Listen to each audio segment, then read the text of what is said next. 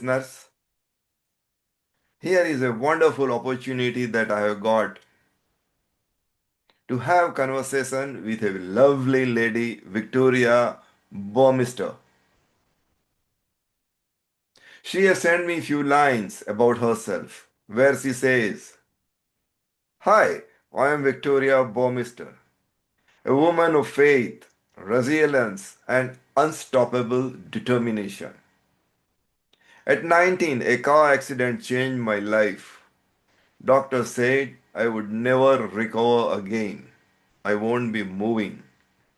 But I defied their prediction. Through faith, grit, and relentless healing journey, I have reclaimed my life. So don't miss this chance to witness the power of hope and transformation. So here is a lady who has literally transformed herself. A very warm welcome to you, Victoria. Thank you very much for Thank being our you. guest. Thank you so much. Before I proceed, I would love to invite you to tell something about you in 30 seconds or so. Please. I just believe with a positive mindset and with my faith and relationship with God, the sky's the limit.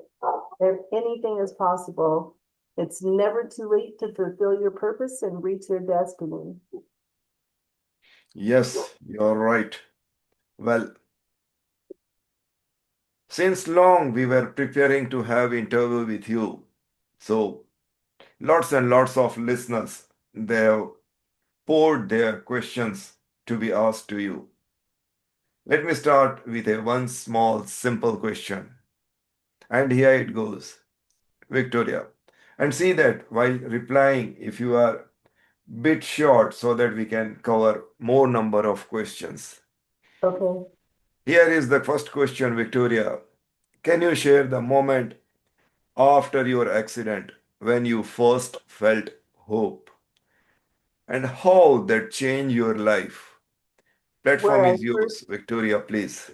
where I first felt what? I'm sorry. I couldn't hear the last part of your question.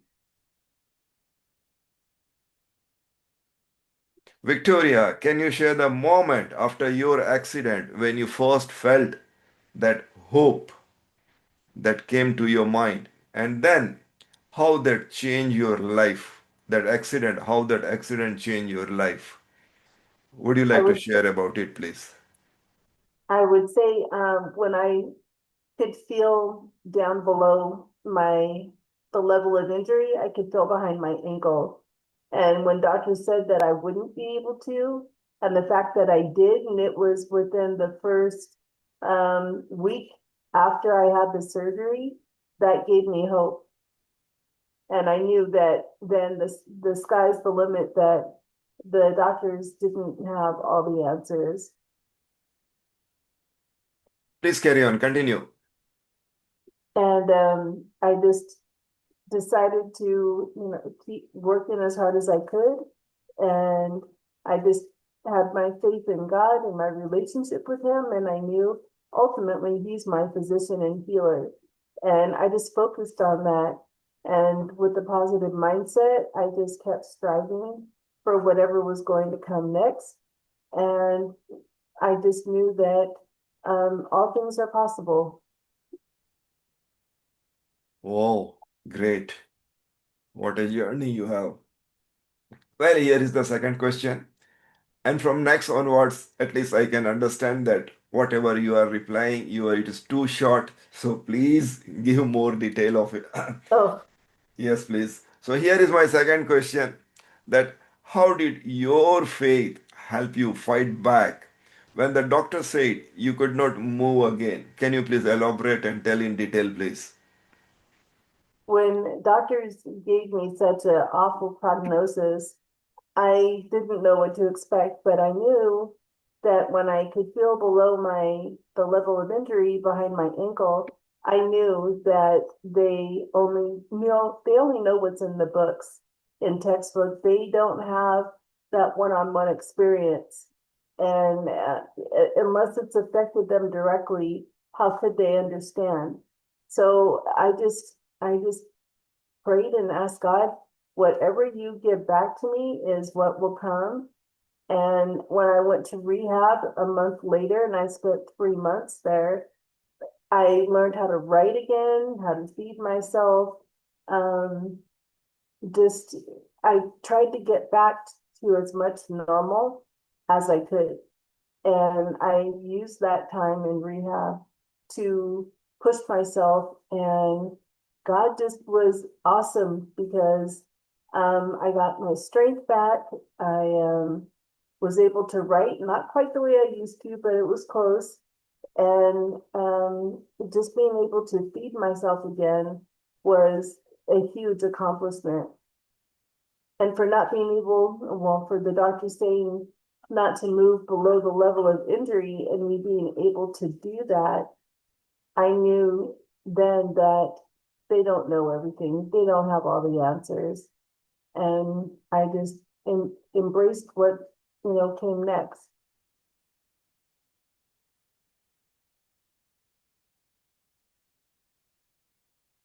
You're muted. Thank you. Thank you. Victoria, you have tremendous power to believe in yourself, and the way you could heal is awesome. Well, can you please tell in detail that what simple steps did you take to rebuild your body and mind after the injury? Um, After rehab and I came home, I spent 2 years with vocational rehab, getting computer literate again, building up that endurance to type on the computer with a typing utensil because I'm not able to use my fingers. And I knew I wanted to go back to work. I wanted to be productive. I wanted to feel like I contributed to, not only my household, but to society. So after 2 years of working with them, I got a job at the judicial department and I created my own position. I was hired to answer the phone.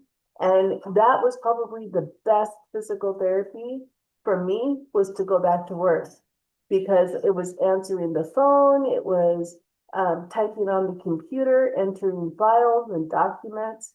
And the 4 years that I was there, I learned it's okay to ask for help. It's okay to allow help. And I think that was a huge lesson for not only me, but for those that helped me, the ladies that I worked with. So, as you said that you had been to the physiotherapy center and you were getting all the treatment. So, can you please tell some more detail that how that journey was going to the physiotherapy, being there for long time, getting some little bit of treatment, come back again, going on the next session. For me, just listening to it itself is a horrible. So, how could you met with that experience, especially with the when you used to go to getting the treatment of the physiotherapy? Please Yeah, explain it. it was really hard because I was a good 6 hours away from home. So my family, my boyfriend, my friends, they were not close. But my boyfriend back then would drive up every Friday night and spend the weekend and leave on Sunday night to go back to work. That was a tremendous help to me because it helped me feel a little normal that we were still in our relationship. So that pushed me to push harder. My drive, the will to be more normal per se, um, being able to work out and build that endurance, just being myself so that I didn't have to rely on other people to always feed me.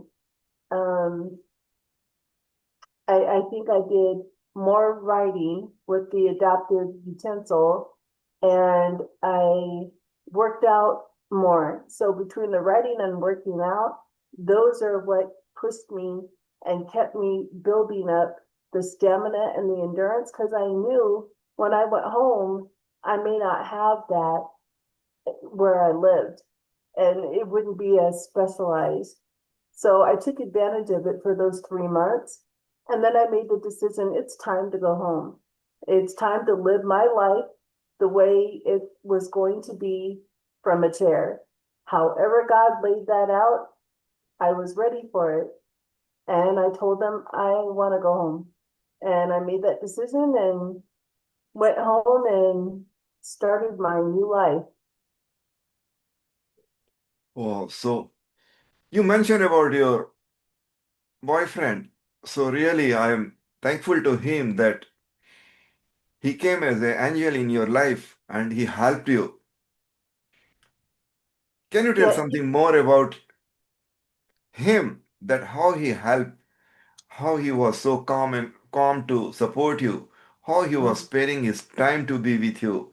Can you please tell more about him? Richard, we were only together for 4 months when I had the Hmm. accident. So I was 19, he was 20. So both very young and just starting early into our relationship. And when I had the accident, he was the one that found me after it happened and pulled me from the car. And the injury was caused because of the accident, not because of Richard taking me out of the car. So when he would come up on those weekends, we would talk about us, the good old days before the accident of cruising and hanging out at his house or walking in the park. And he never made me feel, I don't know why I'm going to cry. He never made me feel any less of a woman. He was always very reassuring and supportive. And that in itself was probably the most valuable thing that he could have done. And we were together for 3 years total. Um, I mean, after I went home and worked with a voc rehab and went to work, it felt more normal. It felt like we were back in our regular life again. And he always told me the minute you stop trying, I'll leave. Well, we broke up for other reasons, but it showed me that life in post injury with someone that you love and care about and who loves and cares about you and supports and encourages you, it's a two-way street. It has to be. And relationships are always a work in progress every day. So we were building a relationship after the injury, but he never made it feel like it was a burden or an imposition. We just still did the same things that we did before. We went cruising, we went four-wheeling, we went to the races, just hung out at home with friends. Everything was business as usual. And I owe him a great deal for that because if he hadn't been that way, I don't know if I would have pushed myself as far and as much as I did. Really, but listening to your journey, I'm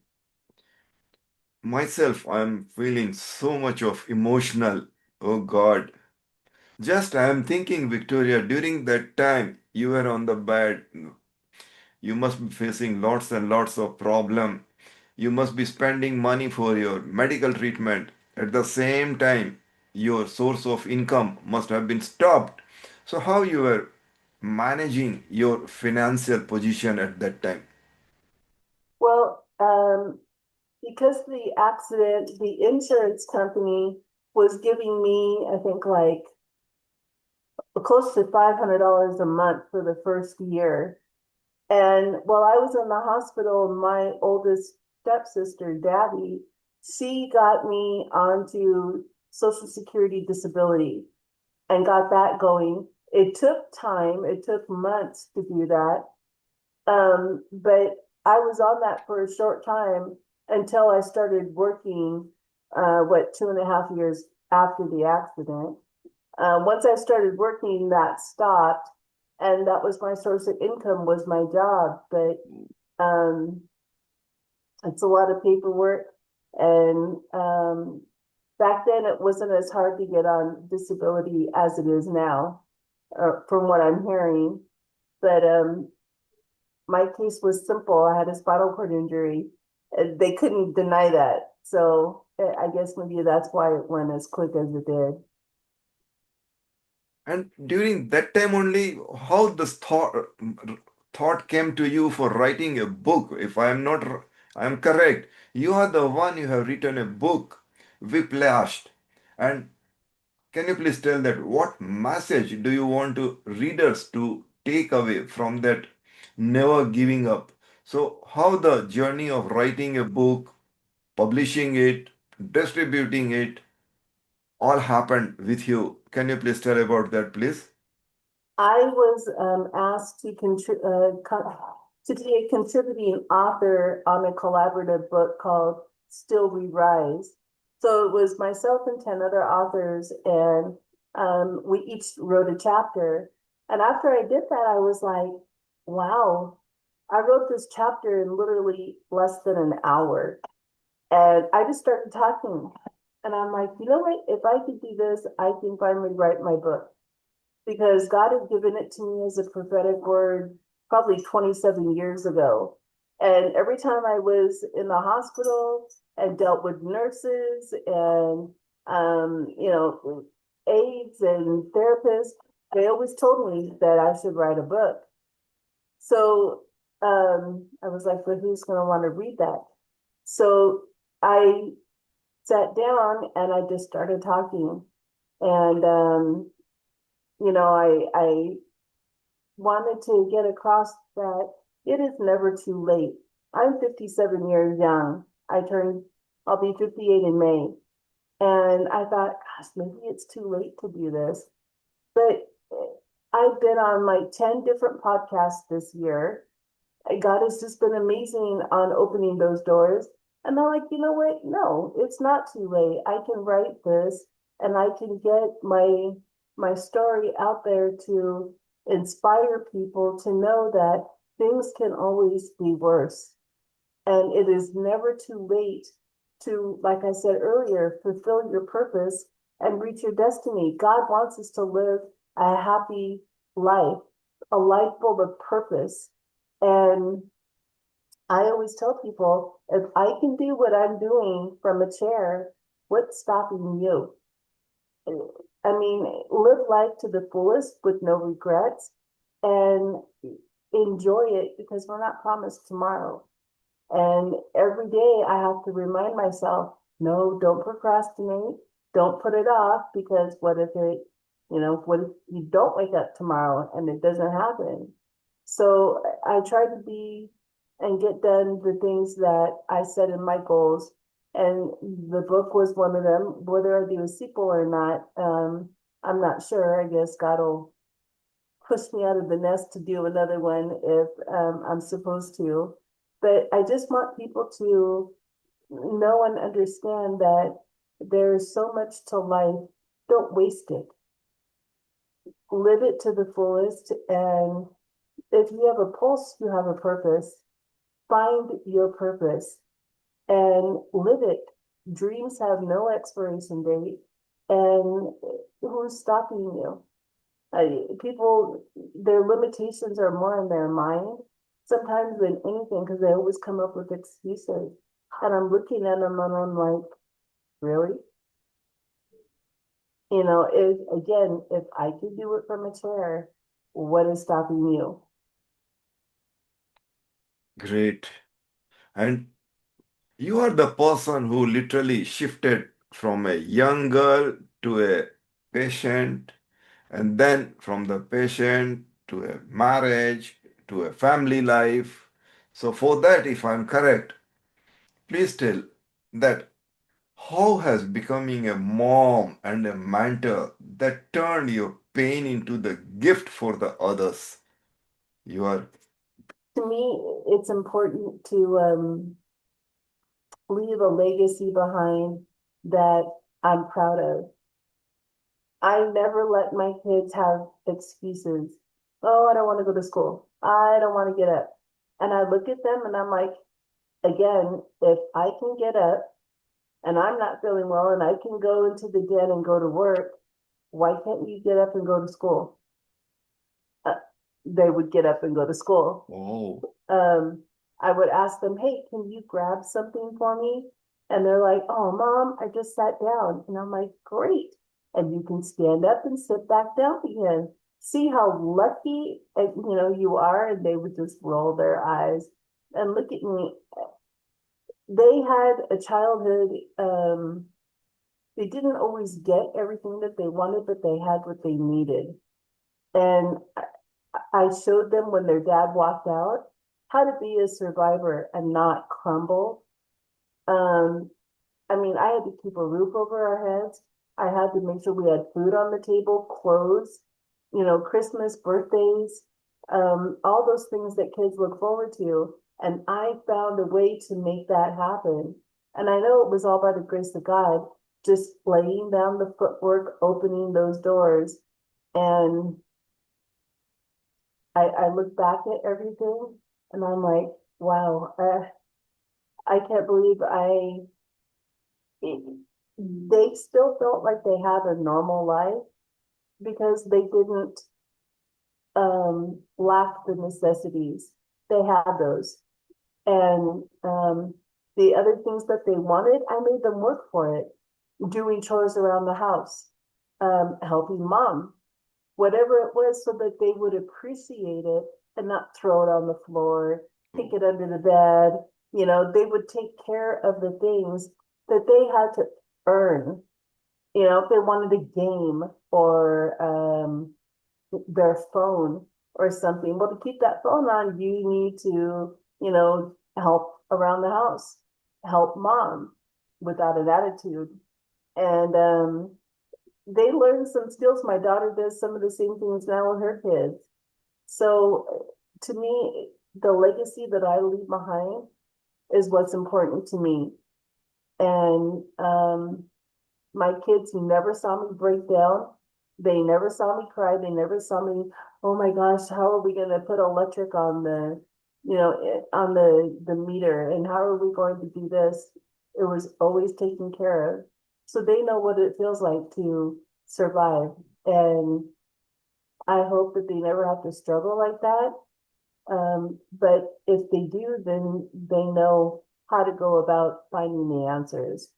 And that's what's important to me. oh, great.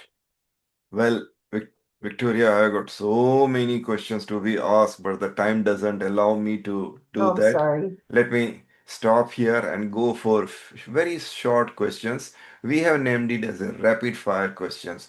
For that, please try to reply in one small word or as short as possible. And here is the first rapid fire question that I would like to ask you. If given a choice, Victoria, what would you choose? Faith or willpower? What you would say? For If you, I had to which is more choose, stronger?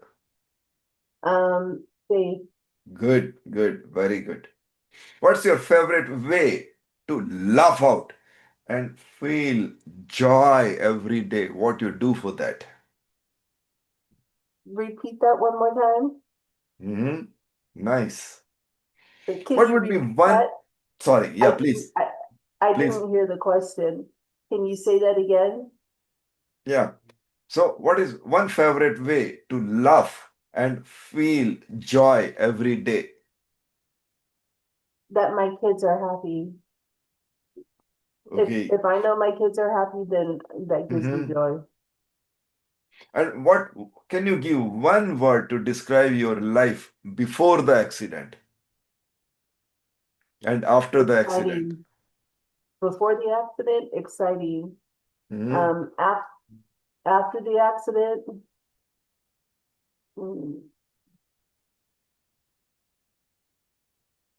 Awakening. Okay. And can you give me one word for present life that you are leading now?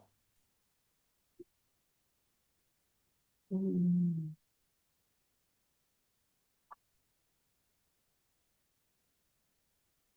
Oh, geez.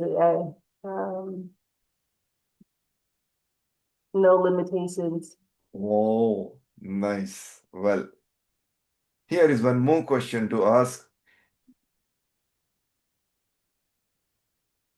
You, as you mentioned about your family, friends, your boyfriend, and all who were there during your rough time. So, can you recall one word of advice that you have received from others?